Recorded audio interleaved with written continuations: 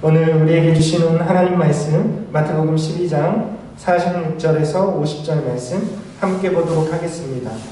예수께서 우리에게 말씀하실 때에 그의 어머니와 동생들이 예수께 말하려고 밖에 섰더니 한 사람이 예수께 여짜오되 보소서 당신의 어머니와 동생들이 당신께 말하려고 밖에 서 있나이다 하니 말하던 사람에게 대답하여 이르시되 누가 내 어머니이며 내 동생들이냐 하시고 손을 내밀어 제자들을 가리켜 이르시되 나의 어머니와 나의 동생들을 보라.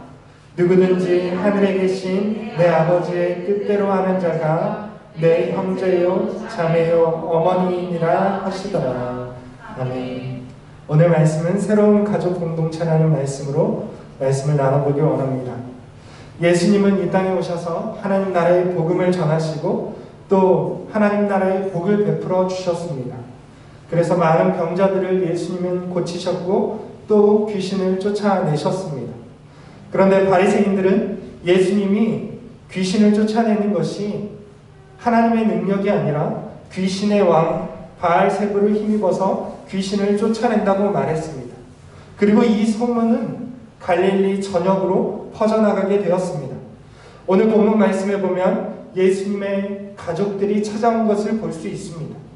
예수님이 한창 복음을 전하고 계실 때에 예수님의 가족들이 찾아왔습니다. 오늘 이 마태복음에서는 그 이유를 말하고 있지 않지만 마가복음의 평행 본문을 보면 자세하게 그 상황을 기록하고 있습니다. 마가복음 3장 21절에 이렇게 기록하는데 예수의 친족들이 듣고 그를 붙들러 나오니 이는 그가 미쳤다 하밀러라. 예수님에 대한 갈릴리의 소문들을 예수님의 친족과 가족들이 듣게 되었습니다. 예수님께서 이미 가족을 떠나신 지 1년이 넘은 시점에서 예수님에 대한 소문이 무엇이었냐면 그가 귀신 들렸다. 또 그가 미쳤다. 라는 것이 예수님의 가족에게 들린 소문이었습니다. 이 소문은 바리새인들이 퍼뜨린 거짓된 소문이었습니다. 이 소문을 듣고 예수님을 붙들어서 집으로 데려가기 위해서 예수님의 어머니와 친동생들이 찾아온 것입니다. 오늘 이 상황을 보면 예수님의 친가족들조차 예수님을 메시아로 믿지 않고 있음을 우리가 알 수 있습니다. 예수님을 믿지 않을 뿐만 아니라 바리새인들과 같이 예수님이 미쳤다거나 또는 귀신 들린 것으로 생각하고 있는 것입니다. 예수님의 가족들은 예수님과 함께 30년을 보냈습니다. 그러나 그분이 메시아라는 사실을 깨닫지 못하고 있습니다. 여러분 그렇습니다. 인간적인 친밀함이 예수님에 대한 깨달음을 보장하지 않는다는 것입니다. 예수님의 가족들은 예수님을 걱정해서 예수님이 미쳤다라는 소문을 듣고 찾아온 것이지만 사실은 바리새인 또 사실은 사단의 계략에 이용되고 있는 것입니다. 여러분 사단의 계략은 예수님께서 하나님 나라의 복음을 전하지 못하게 하는 것이 사단의 목적입니다. 사단은 예수님의 가족들조차 동원해서 예수님이 십자가의 길을 가지 못하게 복음을 전하지 못하게 막고 있는 것입니다.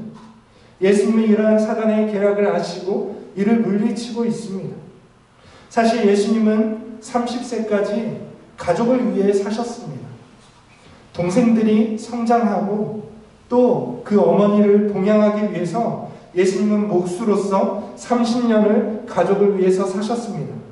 그런데 그 이후에 예수님은 가족을 떠나서 세상을 구원하는 십자가의 길을 걸으셨습니다. 복음을 전하는 삶을 3년 반 동안 사셨습니다. 예수님은 이때에 십자가에 방해되는 것을 결코 용납하지 않았습니다. 이후에 보면 베드로가 예수님이 십자가에 지겠다, 죽겠다라고 이야기할 때에 그러한 일이 예수님께 일어나지 않기를 구했습니다.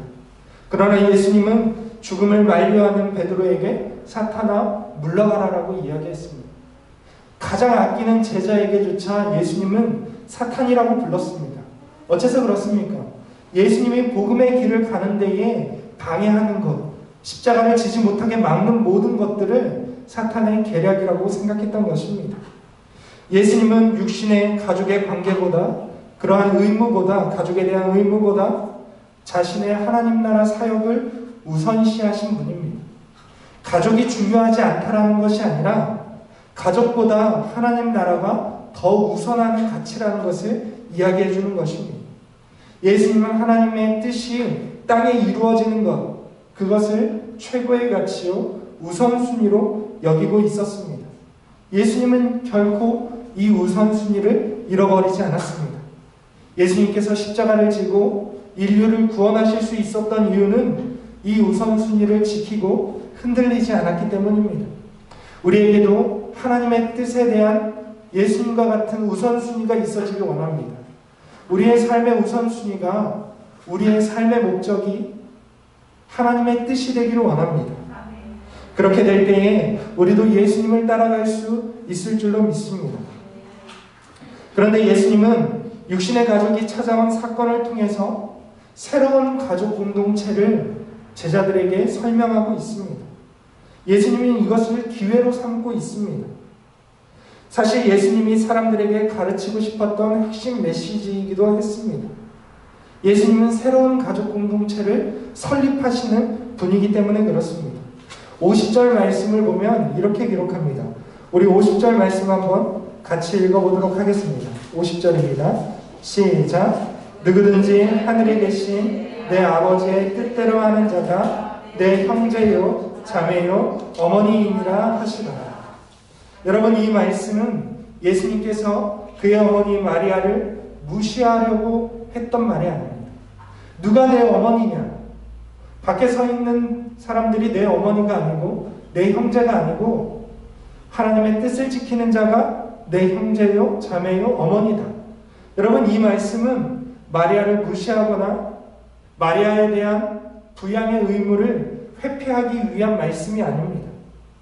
여러분, 어떤 이단들은 이 말씀을 가지고 가족을 지금도 해체시키고 있습니다. 혈연으로 맺어진 가족은 진짜 가족이 아니기 때문에 이단 공동체, 자기들 공동체로 들어와서 새로운 가족을 맺어야 한다라고 이야기하는 것이죠. 여러분, 뉴스에서도 너무 자주 나오죠. 그 이단의 그 집회 장소에 가서 피켓을 들고 내 가족을 내놔라 라고 시위를 하고 있죠. 이단들은 이 말씀을 가지고 그렇게 활용하고 있습니다. 모든 혈연 가족 공동체를 끊고 새로운 가족 공동체, 자기들 이단들과 가족 공동체를 맺어야 한다라고 주장하면서 사람들을 가축시키고 합숙시키면서 사람들을 세뇌시키고 있습니다. 그런데 여러분, 예수님은 가족 제도를 부정하신 것이 아닙니다. 예수님은 십자가에 달리셨을 때에 끝까지 자기의 어머니에 대한 부양의 의무를 지셨습니다. 예수님이 십자가에서 달리셨을 때 했던 말씀이 7마디인데 그 중에 한마디가 세례 요한에게 내 어머니를 부탁한다라는 것이었습니다. 예수님은 죽음의 순간에까지도 자기 어머니에 대한 부양의 의무를 다했다라는 것입니다.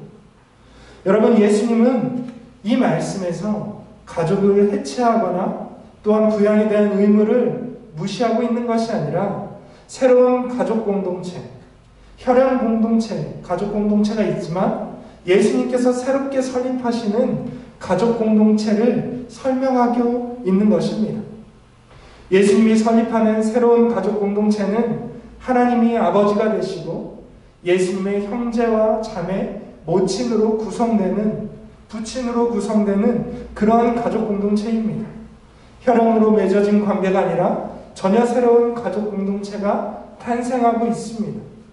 사실 당시 유대의 랍비들은 이렇게 가르쳤습니다. 이스라엘이 당신의 부모요 형제라고 가르쳤습니다. 당시 유대인들은 이스라엘 사람들이 서로 형제고 서로가 부모가 된다라고 가르쳤습니다. 랍비들이 말한 공동체는 모세의 율법으로 모인 공동체입니다. 율법을 지키는 자들이 서로 가족이라는 것이죠. 할례를 통해서 유대인이 되어서 율법의 의무를 지는 모든 사람들이 서로 가족이라는 것입니다. 그런데 예수님은 전혀 새로운 공동체를 제시하고 있습니다. 율법이 아니라 하나님 아버지의 뜻대로 행하는 자가 가족인 공동체입니다. 예수님은 누구든지 새로운 공동체의 가족이 될 수 있다라고 말씀하고 있습니다. 유대인들은 자기 유대인들만, 할례를 받은 사람들만, 율법을 지키는 사람들만 가족으로 인정했습니다. 이방인은 사람으로 여기지도 않았습니다. 그러나 예수님은 이렇게 말씀하고 있습니다. 누구든지 하나님의 가족이 될 수 있다는 것입니다. 유대인뿐만 아니라 이방인도, 자유인이나 노예나 누구든지 예수님의 가족이 될 수 있습니다. 신분이나 성별에 따라서 차별하지 않는 공동체를 예수님은 말씀하고 있습니다. 하늘에 계신 하나님 아버지의 뜻을 행하는 자는 누구든지 예수님의 가족이 될 수 있다는 것입니다. 여러분, 예수님은 이러한 가족 공동체에 제자들을 초청하고 있습니다. 여러분, 역사상 어떠한 종교든 어떠한 나라든 어떠한 공동체든 인종과 성별과 신분과 또한 재산의 유무를 초월한 공동체는 하나도 없습니다. 기독교를 제외한 어떠한 공동체도 이러한 신분과 모든 장벽을 초월한 적이 없습니다. 그런데 예수님은 그 당시 엄청난 차별과 엄청난 분리가 있는 그 시대에 예수님은 모든 장벽을 허무시고 모든 사람을 가족으로 초청하고 있는 것입니다. 예수님께서 이러한 가족 공동체로 초청하셨기에 우리가 예수님의 가족이 될 수 있는 것입니다. 우리는 예수님의 입장에서 볼 때, 유대인들이 볼 때에 이방인입니다. 인종이 다르고 그리고 시대가 다릅니다. 또한 믿는 것이 다릅니다. 그럼에도 불구하고 우리가 하나님 나라의 가족이 될 수 있는 것은 예수님께서 우리를 가족으로 초청해 주셨기 때문입니다. 여러분, 그렇습니다. 하나님의 나라는 하나님의 뜻에 순종을 바탕으로 하고 있습니다. 하나님의 뜻을 순종하는 사람들이 가족이 될 수 있는 것입니다. 말로만 예수님을 따른다거나 단순히 예수님을 따라다니는 것만으로는 충분하지 않습니다. 그 말씀, 하나님의 뜻대로 행하는 자가 하나님의 가족이 될 수 있습니다. 삶에서 하나님의 말씀에 반응하여서 하나님의 뜻에 철저하게 순종할 때에 예수님이 말씀하신 가족 공동체의 일원이 될 수 있는 것입니다. 여러분, 말씀을 맺도록 하겠습니다. 지난주 말씀에서 예수님이 이렇게 말씀하셨습니다. 악한 세대가 이 세대가 심판을 받으리라. 그런데 악한 세대와 강력하게 대비되는 것은 바로 예수님이 세우는 가족 공동체입니다. 악한 세대를 따라간다면 우리는 심판을 피할 수 없습니다. 그러나 예수님을 따라 하나님의 가족 공동체에 들어간다면 우리는 하나님의 주시는 복을 누리며 살아가게 될 줄로 믿습니다. 여러분, 우리는 이제 결단해야 될 줄로 믿습니다.